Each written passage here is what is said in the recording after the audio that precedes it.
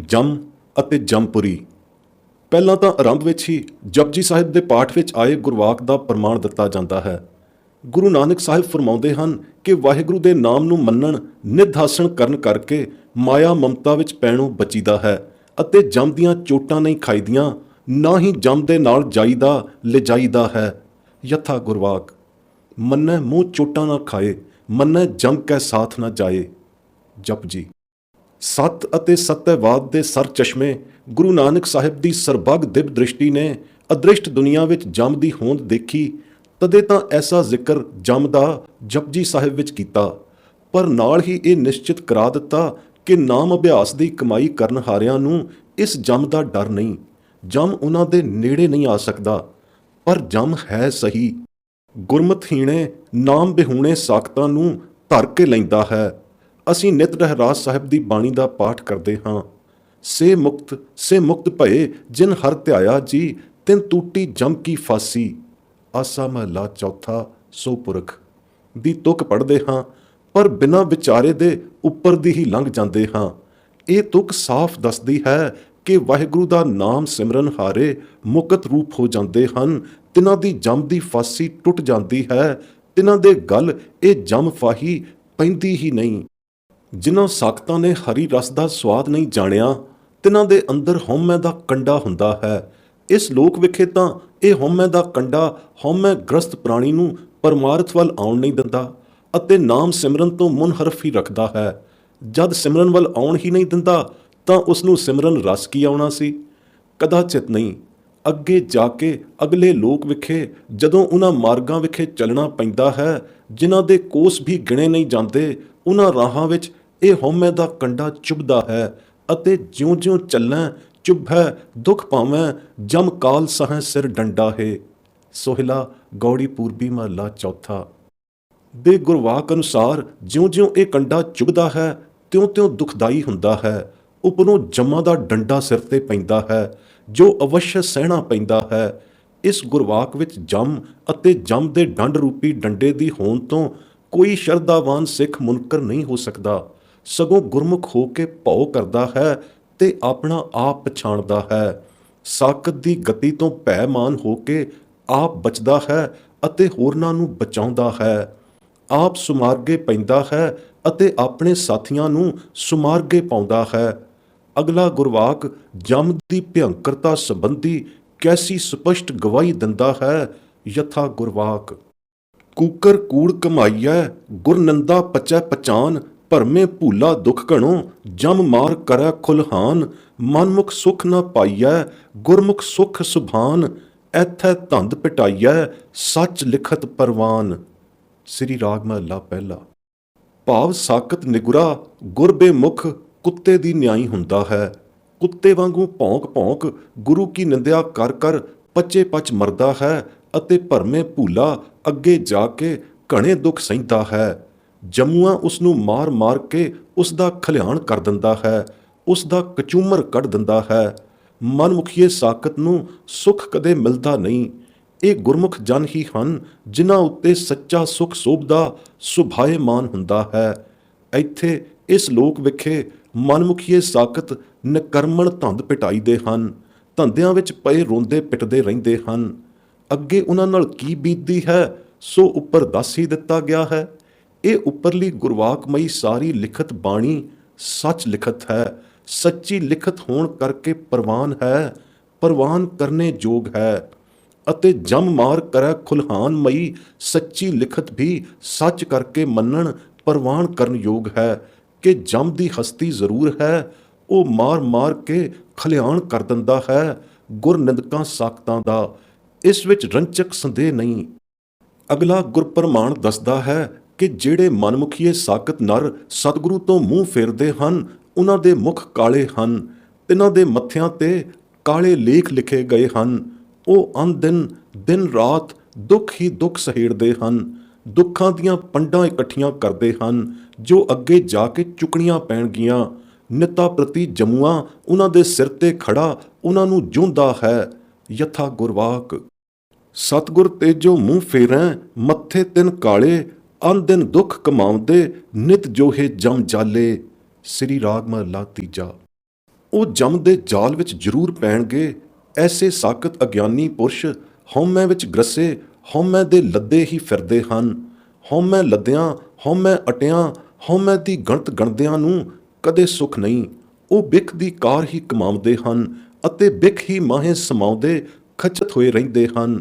ਐਸੇ ਬਿਖਈ ਪੁਰਸ਼ ਨਾਮ ਅੰਮ੍ਰਿਤ ਦੇ ਪਾਸੇ ਆਉਂਦੇ ਹੀ ਨਹੀਂ ਅਤੇ ਪਰਮਾਰਥਾਂ ਵੱਲ ਲੱਗਦੇ ਹੀ ਨਹੀਂ। ਨਾਮ ਦੀ ਉਹਨਾਂ ਨੂੰ ਸੂਝ-ਬੂਝ ਹੀ ਨਹੀਂ ਆਉਂਦੀ। ਨਾਮ ਬਿਨਾਂ ਉਹਨਾਂ ਨੂੰ ਕਿਤੇ ਵੀ ਠੌਰ ਨਹੀਂ ਮਿਲਦੀ, ਨਾ ਇੱਥੇ ਨਾ ਉੱਥੇ, ਨਾ ਲੋਕ ਵਿਖੇ ਨਾ ਪਰਲੋਕ ਵਿਖੇ।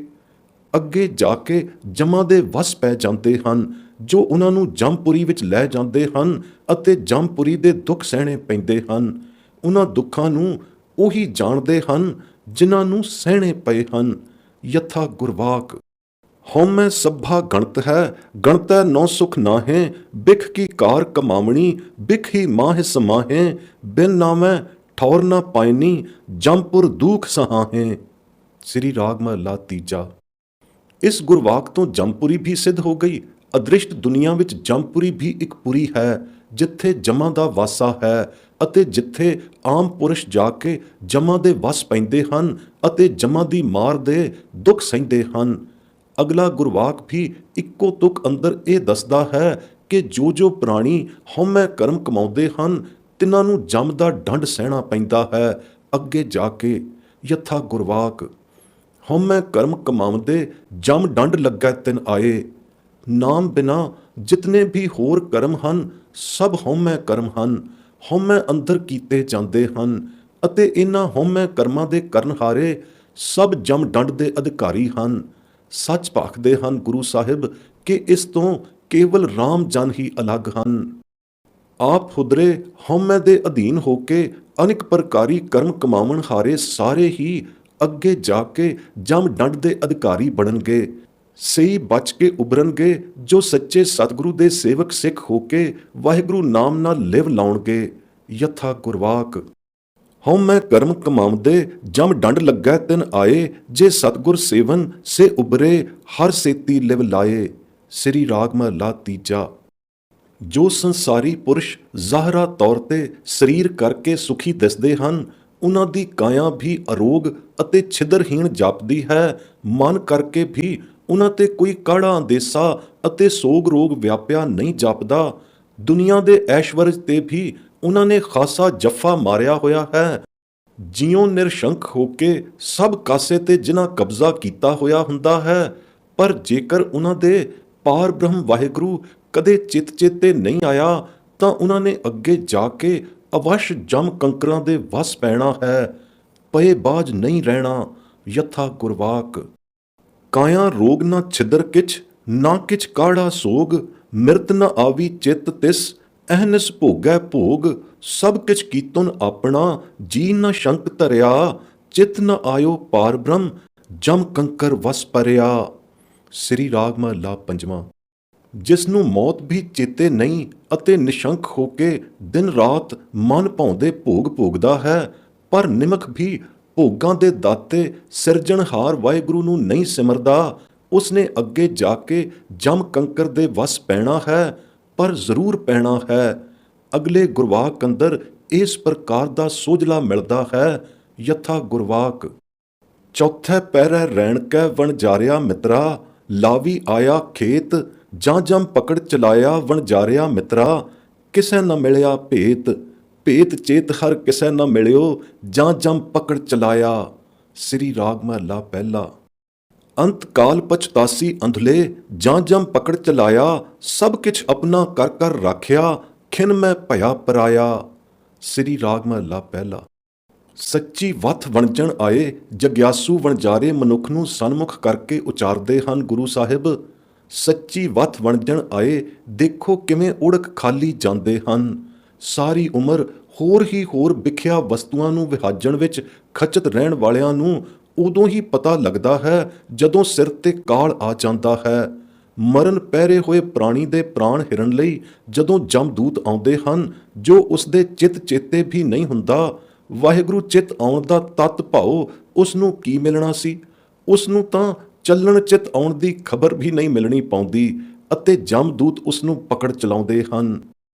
ਸਾਰੀ ਅਵਰਦਾ ਬਿਰਥੀ ਗਵਾਵਣ ਹਾਰੇ, ਰੇ ਮੂੜੇ ਅੰਧਲੇ ਮਨੁੱਖ, ਤੂੰ ਅੰਤ ਕਾਲ ਪਛਤਾਵੇਂਗਾ, ਜਦੋਂ ਜਮ ਨੇ ਆ ਕੇ ਤੈਨੂੰ ਪਕੜ ਚਲਾਉਣਾ ਹੈ। ਜੋ ਪਦਾਰਥ ਸਾਂਭ ਸਾਂਭ ਕੇ ਆਪਣਾ ਥਾਪ ਕੇ ਇਕੱਠਾ ਕਰਕੇ ਰੱਖਿਆ ਹੋਇਆ ਹੈ, ਉਹ ਖਿਨਮੈ ਪਰਾਇਆ ਹੋ ਜਾਣਾ ਹੈ। ਇੱਕ ਤਸੂ ਵੀ ਸੰਗ ਨਹੀਂ ਚੱਲਣਾ, ਜਿਸ ਦੀ ਖਾਤਰ ਸਾਰੀ ਉਮਰ ਖਪ ਖਪ ਮਰਦਾ ਰਿਹਾ ਹੈ। ਆਯੂ ਅਵਰਦਾ ਦੇ ਭਰ ਜਵਾਨੀ ਦੇ ਪਹਿਰੇ ਤਾਂ ਐਸੀਆਂ ਲਹਿਰਾਂ ਵੱਜਦੀਆਂ ਹਨ ਕਿ ਅਹੰਮੇਵ ਦੇ ਮਨ ਮੱਤੇ ਨੂੰ ਬੁਰਾ ਭਲਾ ਕਿਛ ਸੁਝਦਾ ਹੀ ਨਹੀਂ, ਬੁਰੇ ਭਲੇ ਦੀ ਤਮੀਜ਼ ਹੀ ਨਹੀਂ ਰਹਿੰਦੀ। ਪਰੰਤੂ ਗੁਰੂ ਸਾਹਿਬ ਅਗਲੇ ਗੁਰਵਾਕ ਅੰਦਰ ਐਸੇ ਅਹੰਮੇਵ ਮੱਤੇ ਪ੍ਰਾਣੀ ਨੂੰ ਖਬਰਦਾਰ ਕਰਦੇ ਹਨ। ਹੇ ਪ੍ਰਾਣੀ, ਅੱਗੇ ਪੰਥ ਕਰਾਰਾ ਅਤੇ ਬੜਾ ਹੀ ਬਿਖੜਾ ਹੈ। ਪੂਰਾ ਸਤਿਗੁਰੂ ਵਾਹਿਗੁਰੂ ਤੈਂ ਕਦੇ ਚੇਤਿਆ ਨਹੀਂ। ਸਿਰ ਤੇ ਤੇਰੇ ਜਮ ਜੰਦਾਰ ਖੜਾ ਹੈ, ਜਿਸ ਦਾ ਦੰਡ ਤੈਨੂੰ ਅਵਸ਼ ਸਹਿਣਾ ਪਵੇਗਾ। ਯਥਾ ਗੁਰਵਾਕ। ਦੂਜੇ ਪਹਿਰੇ ਰਹਿਣ ਕੈ ਵਣਜਾਰਿਆ ਮਿੱਤਰਾ, ਭਰ ਜਵਾਨੀ ਲਹਿਰੀ ਦੇ, ਬੁਰਾ ਭਲਾ ਨ ਪਛਾਣੀ ਵਣਜਾਰਿਆ ਮਿੱਤਰਾ, ਮਨ ਮੱਤਾ ਅਹੰਮੇ।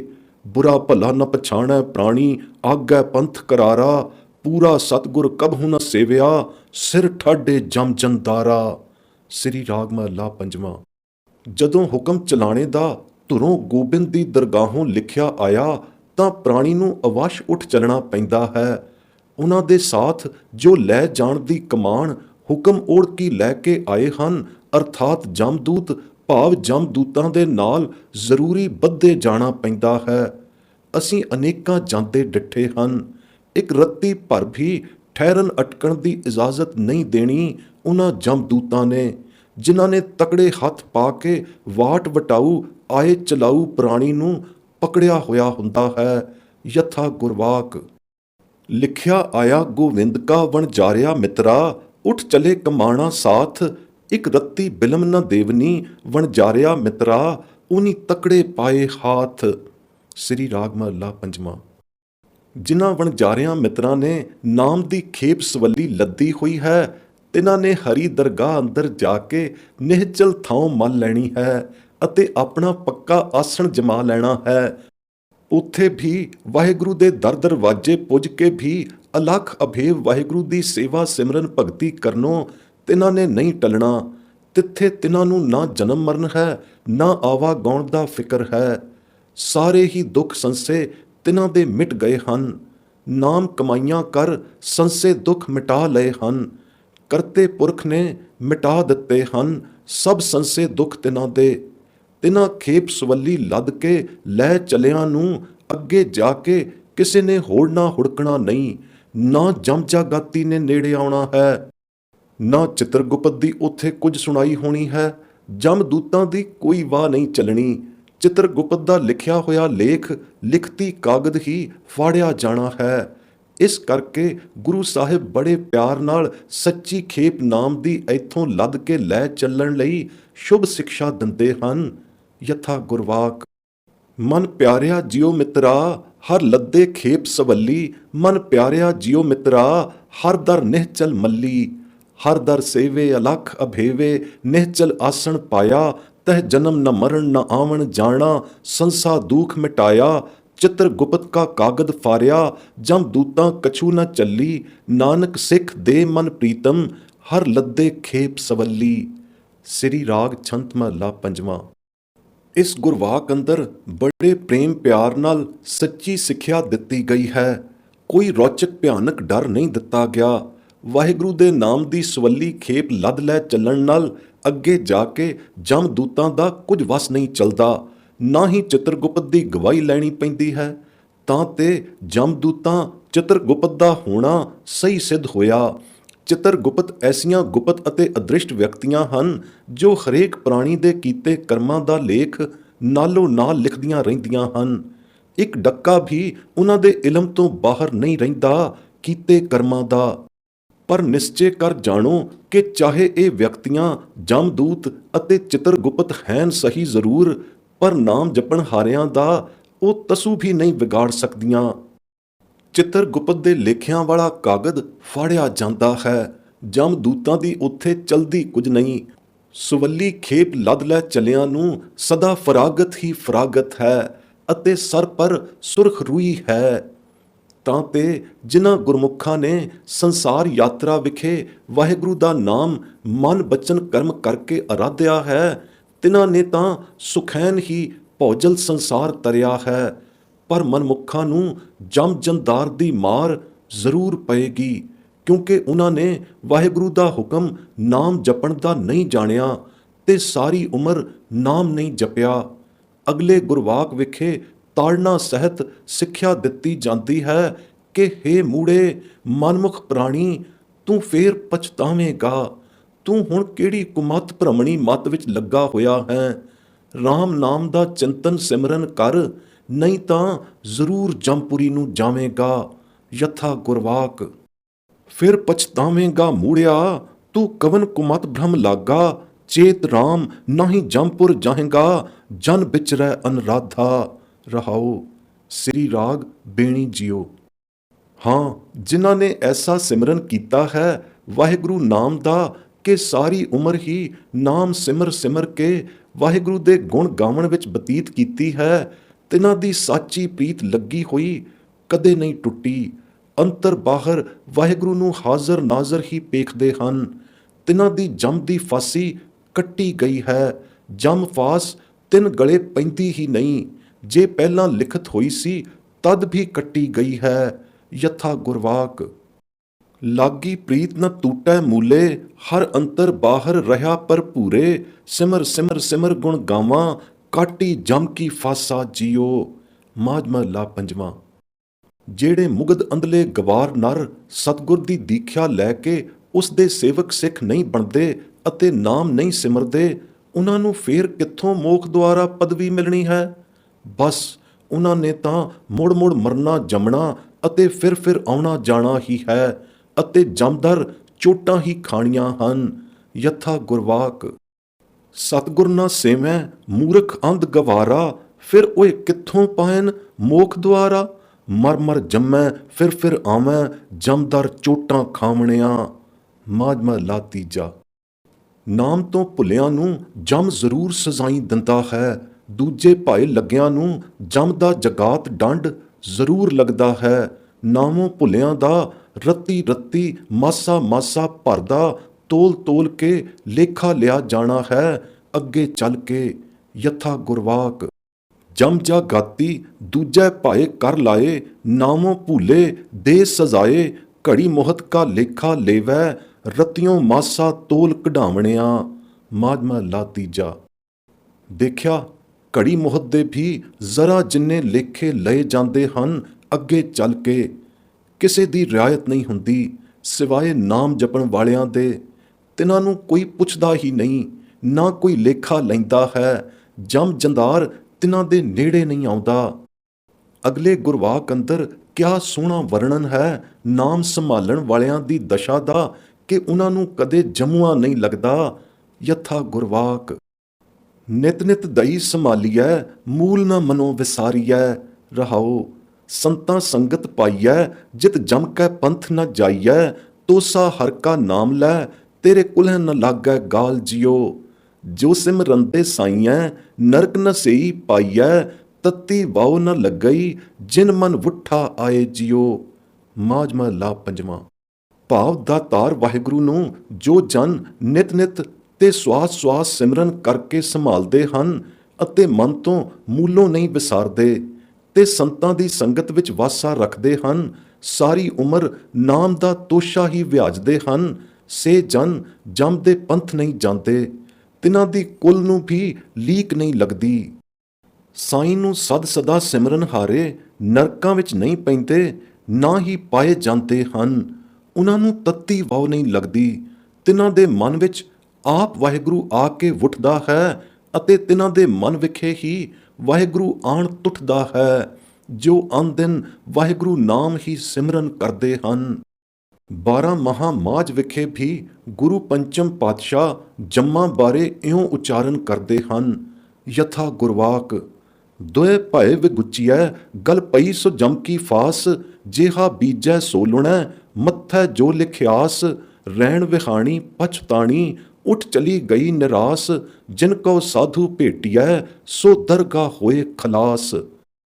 ਭਾਵ ਵਾਹਿਗੁਰੂ ਨਾਮ ਨੂੰ ਛੱਡ ਕੇ ਜਿਹੜੀ ਦੂਜੇ ਭਾਵ ਦੀ ਪ੍ਰਸਤਸ਼ ਹੈ, ਉਸ ਵਿੱਚ ਵਿਗੋਚਾ ਹੀ ਵਿਗੋਚਾ ਹੈ। ਦੂਜੇ ਭਾਵ ਵਿੱਚ ਪ੍ਰਵਿਰਤ ਹੋਏ ਪ੍ਰਾਣੀਆਂ ਦੇ ਗਲ ਵਿੱਚ ਜਮ ਦੀ ਫਾਸ ਜ਼ਰੂਰ ਪੈਂਦੀ ਹੈ।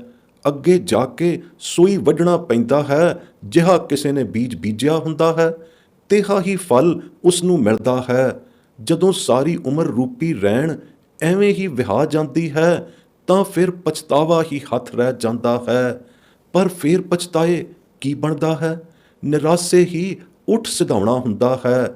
ਦਰਗਾਹ ਅੰਦਰ ਤਿਨਾਂ ਦੀ ਹੀ ਬੰਦ ਖਲਾਸੀ ਹੁੰਦੀ ਹੈ, ਜਿਨ੍ਹਾਂ ਨੇ ਮਨੁੱਖਾ ਜਨਮ ਧਾਰ ਕੇ ਗੁਰੂ ਨਾਨਕ ਸਾਧ ਰੂਪ ਨੂੰ ਭੇਟਿਆ ਹੁੰਦਾ ਹੈ, ਅਰਥਾਤ ਗੁਰੂ ਘਰ ਵਿੱਚ ਆ ਕੇ ਗੁਰ ਦੀਖਿਆ ਲਈ ਹੋਈ ਤੇ ਕਮਾਈ ਹੋਈ ਹੁੰਦੀ ਹੈ।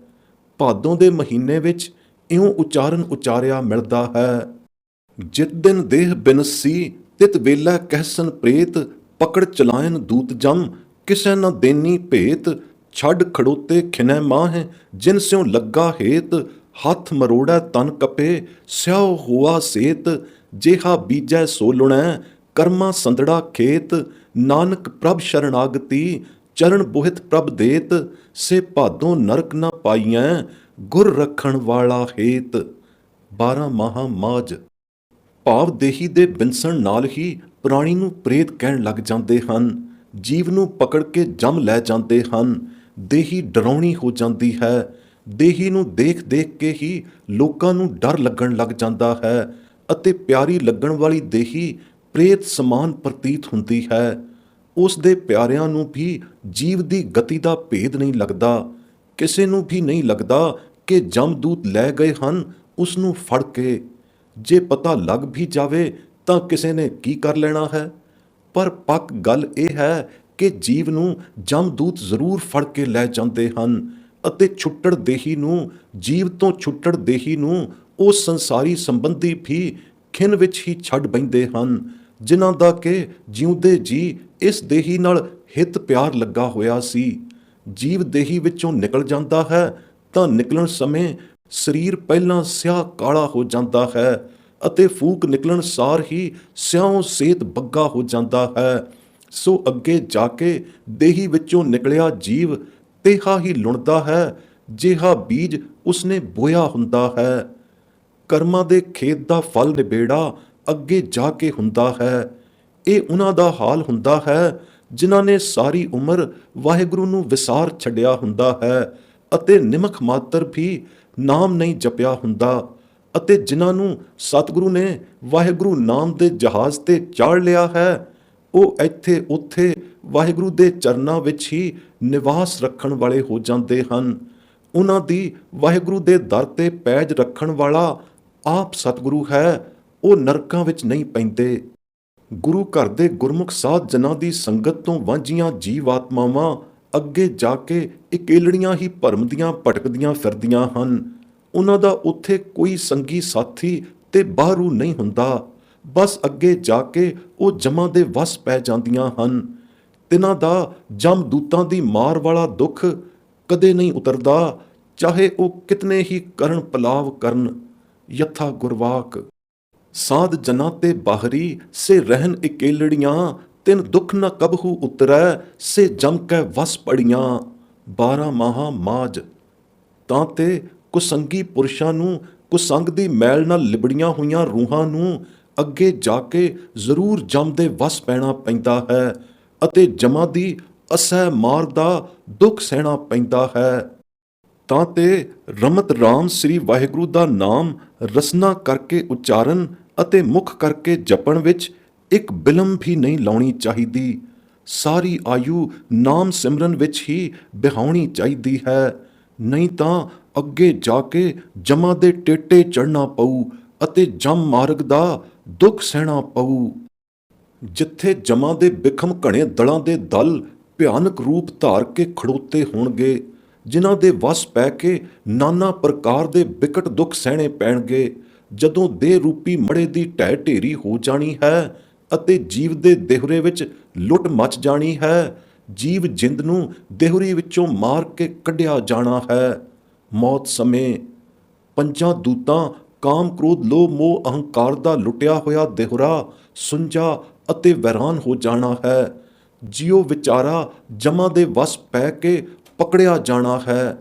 ਪੰਜਾਂ ਦੂਤਾਂ ਨੇ ਜੀਵ ਨੂੰ ਫਸਾ ਕੇ ਨੱਸ ਭੱਜ ਜਾਣਾ ਹੈ। ਵਿਚਾਰੀ ਜਿੰਦੜੀ ਇਕੇਲੀ ਨੂੰ ਹੀ ਸਿਰ ਤੇ ਬਣੀਆਂ ਸਹਿਣੀਆਂ ਪੈਣੀਆਂ ਹਨ। ਕਾਮ ਕ੍ਰੋਧ ਲੋਭ ਮੋਹ ਅਹੰਕਾਰ ਰੂਪੀ ਪੰਜਾਂ ਦੂਤਾਂ ਨੇ ਤਾਂ ਉਸੇ ਵੇਲੇ ਹੀ ਅਲੱਗ ਭੱਜ ਜਾਣਾ ਹੈ ਜਦੋਂ ਜਮਾਂ ਦਾ ਡੰਡਾ ਜੀਵ ਦੇ ਸਿਰ ਤੇ ਵਰਸਣਾ ਹੈ ਅਤੇ ਸੰਗਲ ਜਮ ਦਾ ਜੀਵ ਦੇ ਗਲੇ ਵਿੱਚ ਪੈਣਾ ਹੈ। ਜਿਨ੍ਹਾਂ ਦਾ ਪ੍ਰੇਰਿਆ ਹੋਇਆ ਜੀਵ ਸਾਰੀ ਉਮਰ ਪਾਪ ਕਰਮ ਹੀ ਕਮਾਉਂਦਾ ਰਿਹਾ ਹੈ, ਉਹਨਾਂ ਨੇ ਫੇਰ ਨੇੜੇ ਵੀ ਨਹੀਂ ਟੁਕਣਾ। ਜਿਨ੍ਹਾਂ ਦੀ ਖਾਤਰ ਸਾਰੀ ਉਮਰ ਖਚਤ ਹੋ ਕੇ ਖੋਟੀ ਕਮਾਈ ਕਰਦਾ ਰਿਹਾ ਹੈ, ਤਿਨਾਂ ਨੇ ਵੀ ਕੋਈ ਸਹਾਇਤਾ ਨਹੀਂ ਕਰ ਸਕਣੀ।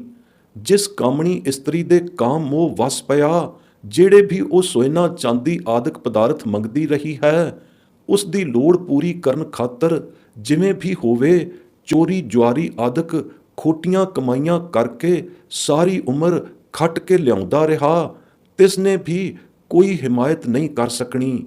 ਸਾਰੀ ਉਮਰ ਦੇ ਖਾਊ ਯਾਰਾਂ ਮਿੱਤਰਾਂ ਨੇ ਵੀ ਮੁੱਛਾਂ ਤੇ ਤਾਉ ਦੇ ਕੇ ਖਾ ਪੀ ਕੇ ਹਜ਼ਮ ਕਰਕੇ ਲਾਂਭੇ ਹੋ ਜਾਣਾ ਹੈ।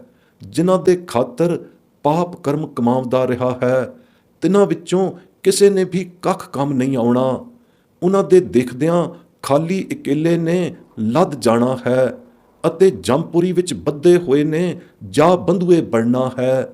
ਇਸੇ ਭਾਵ ਦਾ ਜਣਾਇਕ ਇਹ ਅਗਲਾ ਗੁਰਵਾਕ ਹੈ। ਯਥਾ ਸ੍ਰੀ ਰਾਮ ਨਾਮਾ ਉਚਰ ਮਨਾ, ਆਗੈ ਜਮਦਲ ਬਿਖਮ ਘਨਾ। ਰਹਾਉ ਟਾਹੇ ਮੜੋਲੀ ਲੂਟਿਆ ਦੇਹੁਰਾ, ਸਾਧਨ ਪਕੜੀ ਏਕ ਜਨਾ। ਜਮ ਡੰਡਾ ਗਲ ਸੰਗਲ ਪੜਿਆ, ਭਾਗ ਗਏ ਸੇ ਪੰਚ ਜਨਾ। ਕਾਮਣ ਲੋੜੈ ਸੋਇਨਾ ਰੂਪਾ, ਮਿੱਤਰ ਲੋੜੇਨ ਸੁਖਾ ਧਾਤਾ। ਨਾਨਕ ਪਾਪ ਕਰੇ ਤਿਨ ਕਾਰਣ, ਜਾਸੀ ਜੰਮਪੁਰ ਬਾਧਾਤਾ। ਗੌੜੀ ਚੇਤੀ ਮਹੱਲਾ ਪਹਿਲਾ। ਇਸ ਗੁਰਵਾਕ ਵਿਖੇ ਗੁਰੂ ਨਾਨਕ ਸਾਹਿਬ ਨੇ ਸਾਫ਼ ਸ਼ਾਦੀ ਭਰੀ ਹੈ ਕਿ ਹੋਰ ਅਦ੍ਰਿਸ਼ਟ ਅਗੰਮਪੁਰੀਆਂ ਵਾਂਗੂ ਅਕਾਲ ਪੁਰਖ ਦੀ ਕਾਇਨਾਤ ਵਿਖੇ ਜੰਮਪੁਰੀ ਦਾ ਵੱਖਰਾ ਰੀਜਨ ਵੀ ਰਚਿਆ ਹੋਇਆ ਹੈ, ਜਿੱਥੇ ਲਿਜਾ ਕੇ ਪਾਪੀਆਂ ਦੀਆਂ ਪਾਪਿਸ਼ਟ ਰੂਹਾਂ ਨੂੰ ਨਾਨਾ ਪ੍ਰਕਾਰ ਦੀਆਂ ਭਿਅੰਕਰ ਸਜ਼ਾਵਾਂ ਜਮਦੂਤ ਦਿੰਦੇ ਹਨ। ਇਹ ਜਮਾਂ ਦੀ ਮਾਰ ਤਿਨਾਂ ਸਾਖਤਾਂ ਨਿਗੁਰਿਆਂ ਉੱਤੇ ਹੀ ਪੈਂਦੀ ਹੈ ਜੋ ਮਨੁੱਖਾ ਜਨਮ ਧਾਰ ਕੇ ਨਾਮ ਬਿਨਾਂ ਦੂਜੇ ਕਰਮਾਂ ਵਿੱਚ ਅਤੇ ਦੂਜੇ ਭਾਵ ਦੀ ਪੂਜਾ ਵਿੱਚ ਹੀ ਸਾਰੀ ਉਮਰ ਲੱਗੇ ਰਹੇ ਹਨ। ਤਿਨਾਂ ਨੂੰ ਹੀ ਜਮਾਂ ਨੇ ਮਰਨਸਾਰ ਫੜ ਕੇ ਲੈ ਜਾਣਾ ਹੈ, ਗਲ ਘੁੱਟ-ਘੁੱਟ ਕੇ ਮਾਰਨਾ ਹੈ। ਐਸੇ ਸਾਖਤਾਂ ਚੋਰਾਂ ਦੇ ਨੇੜੇ ਵੀ ਨਹੀਂ ਪਿਟਣਾ ਚਾਹੀਦਾ, ਜਿਨ੍ਹਾਂ ਨੇ ਨਾਮ ਵਿਸਾਰ ਹੋਰਤ ਕੰਮਾਂ ਕਰਮਾਂ ਵੱਲ ਹੀ ਰੁਚੀ ਲਾਈ ਰੱਖੀ ਹੈ। ਨਾਮ ਵਿਸਾਰਨ ਹਾਰੇ ਸਭ ਸਾਕਤ ਚੋਰ ਹਨ। ਤਿਨਾਂ ਨੂੰ ਅੱਗੇ ਜਾ ਕੇ ਤਿਵੇਂ ਹੀ ਮਾਰ ਪੈਂਦੀ ਹੈ ਜਿਵੇਂ ਸੰਨੀ ਉੱਪਰ ਫੜੇ ਚੋਰ ਨੂੰ ਇਸ ਸੰਸਾਰ ਵਿਖੇ ਪੈਂਦੀ ਹੈ। ਯਥਾ ਗੁਰਵਾਕ। ਮੇਰੇ ਮਨ ਨਾਮ ਬਿਨਾਂ ਜੋ ਦੂਜਾ ਲਾਗੇ, ਤੇ ਸਾਕਤ ਨਰ ਜਮ ਕੁੱਟਿਐ। ਤੇ ਸਾਕਤ ਚੋਰ ਜਿਨ੍ਹਾਂ ਨਾਮ ਵਿਸਾਰਿਆ, ਮਨ ਤਿਨ ਕੈ ਨਿਕਟ ਨਾ ਪਿਟਿਐ। ਗੌੜੀ ਪੂਰਬੀ ਮਹੱਲਾ ਚੌਥਾ। ਇਸ ਜਮ ਤੋਂ ਸਹੀ ਜਨ ਬਚਦੇ ਹਨ ਜਿਨ੍ਹਾਂ ਨੇ ਸਾਰੀ ਉਮਰ ਸਤਿਗੁਰੂ ਦਾ ਦੀਖਿਆ ਗੁਰਮੰਤਰ ਰੂਪੀ ਬਚਨ ਕਮਾਇਆ ਹੋਵੇ, ਭਾਵ ਜਿਸ ਨੇ ਗੁਰਮੰਤਰ ਗੁਰਮਤਿ ਨਾਮ ਦੀ ਅਤੁੱਟ ਕਮਾਈ ਕੀਤੀ ਹੋਵੇ। ਕਿਉਂਕਿ ਅਬਿਨਾਸ਼ੀ ਸਤਿਗੁਰੂ ਦਾ ਗੁਰਮੰਤਰ ਰੂਪੀ ਬਚਨ ਵੀ ਅਬਿਨਾਸ਼ੀ ਹੈ ਅਤੇ ਜਮ ਫਾਸੀ ਨੂੰ ਕੱਟਣ ਨੂੰ ਸਮਰੱਥ ਹੈ। ਯਥਾ ਗੁਰਵਾਕ। ਗੁਰ ਕਾ ਬਚਨ ਸਦਾ ਅਬਿਨਾਸ਼ੀ, ਗੁਰ ਕੈ ਬਚਨ ਕੱਟੀ ਜਮ ਫਾਸੀ। ਗੌੜੀ ਗੁਆਰੇਰੀ ਮਹੱਲਾ ਪੰਜਵਾਂ।